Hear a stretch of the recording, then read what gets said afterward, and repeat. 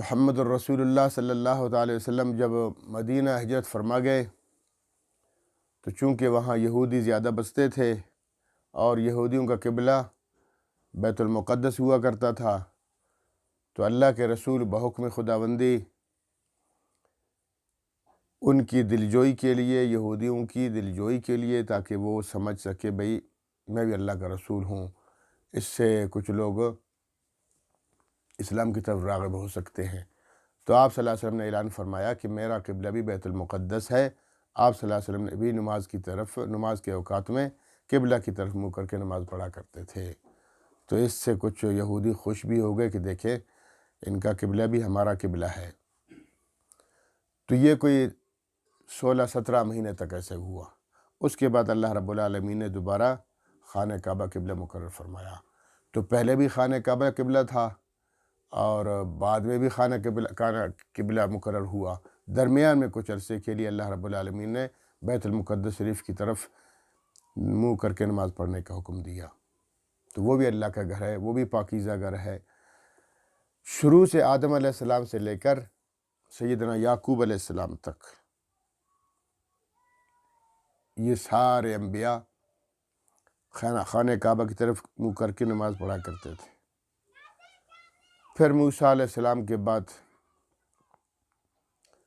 قبلہ چینج ہوا، بیت المقدس کی طرف تمام انبیاء یہود اور انبیاء عیسائی خانہ کعبہ کی طرف منہ کر کے بیت المقدس کی طرف منہ کر کے نماز پڑھتے تھے۔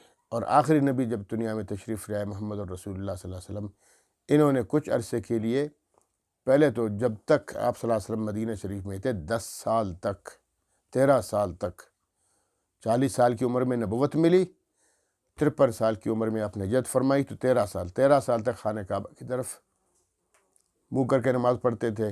جب ہجرت فرما کے مدینہ تشریف لے گئے تو وہاں یہودیوں کی دلجوئی کے لیے آپ صلی اللہ علیہ وسلم نے بحکم خداوندی بیت المقدس کی طرف منہ کر کے نماز پڑھنے لگ گئے، اور 17 مہینوں کے بعد پھر آپ کو دوبارہ حکم ملا خانہ کعبہ کی طرف منہ کر کے نماز پڑھنے کی۔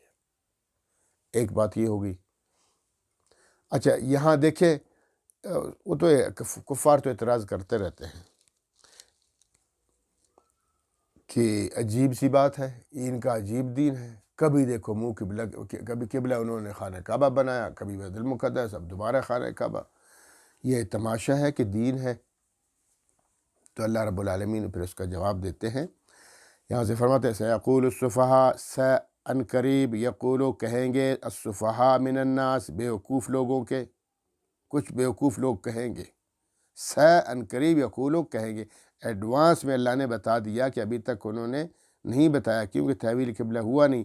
پہلے سے اللہ تعالیٰ فرماتا ہے کہ میں قبلہ چینج کرنے والا ہوں، اور لوگ کہیں گے، ان قریب یقولو کہیں گے، السفہاء من الناس، سفہاء بیوقوف، من الناس لوگ، بیوقوف لوگ اب ان قریب کہیں گے۔ من کا مطلب سے یعنی لوگوں کے بیوقوف جو ہے نا، کیا کہیں گے؟ ما واللہ من قبلتہم التی کانوا علیہا، ما واللہم کس چیز نے ان کو پھیر دیا، ما کس چیز نے واللہ پھیر دیا ہم ان کو، یعنی مسلمانوں کو، ان قبلت قبلے سے، ہم ان کے قبلے سے کس چیز نے ان کو پھیر دیا، یعنی بیت المقدس سے بیت اللہ کی طرف کس چیز نے، التی کانوا علیہا، کہ جس پر یہ لوگ تھے، جس پر یہ لوگ تھے اس سے پھیر کر دوسرے قبلے کو مقرر کرنے کا کیا مطلب ہے؟ کس چیز نے پھیر دیا؟ کیا مسئلہ پیش آیا ان کو؟ یہ اللہ تعالیٰ فرماتے ہیں کہ یہودی کہیں گے، بیوقوف لوگ کہیں گے، اس طرح کی سوال کریں گے، اللہ پہ سوال کرتے ہیں۔ اللہ پہ تو کوئی سوال نہیں کیا جا سکتا، بیوقوف تو کرتا ہے، بیوقوف کسی کو معاف نہیں کرتا۔ کل فرما دیجئے میرے پیغمبر، للہ المشرق والمغرب، مشرق بھی اللہ کا، مغرب بھی اللہ کا، سب اللہ کا ہے بھائی۔ اگر اللہ پاک نے بیت المقدس کو قبلہ مقرر کر دیا، حکم اللہ کا تھا۔ اگر اللہ تعالیٰ نے بیت اللہ کو مقرر کر دیا تو تب بھی اللہ کا حکم ہے۔ ہم تو حکم کے ماتحت ہیں، ہم تو حکم کے محتاج ہیں، ہم تو اللہ کے احکامات کے غلام ہیں۔ اللہ رب العالمین جو حکم فرماتے ہیں بس وہی کرتے ہیں۔ فجر کی نماز میں اللہ نے 2 رکعت فرض مقرر کی ہے، ہم 2 پڑھتے ہیں۔ اگر ہم 4 پڑھیں گے تو نماز نہیں ہوگی، حالانکہ نیکی ہے بھئی، ہم نے تو 2 رکعت مزید اضافہ کر دیا، لیکن اللہ قبول نہیں فرمائیں گے۔ کیوں؟ اللہ کا حکم نہیں ہے۔ تو جس طرح اللہ کے احکامات ہیں، ہم اللہ کے احکامات کے مطابق چلیں گے، یہ دین ہے۔ اگر اللہ کے احکامات کے مطابق نہیں چلیں گے، اختراع کریں گے، اپنی مرضی چلائیں گے، تو پھر وہ دین نہیں ہے، وہ بے دینی ہے۔ اس لیے فرمایا، کل فرما دیجئے میرے پیغمبر، للہ المشرق والمغرب، مشرق بھی اللہ کا ہے، مغرب بھی اللہ کا ہے۔ عیسائیوں تم مشرق کی طرف منہ کرتے ہو، عبادت کرتے ہو۔ یہودیوں تم بیت المقدس کی طرف منہ کر کے نماز پڑھتے ہو، عبادت کرتے ہو۔ مسلمانوں تم بیت اللہ شریف کی طرف نماز کر کے پڑھتے ہو۔ تو دیکھو، اللہ تو ہر جگہ موجود ہے،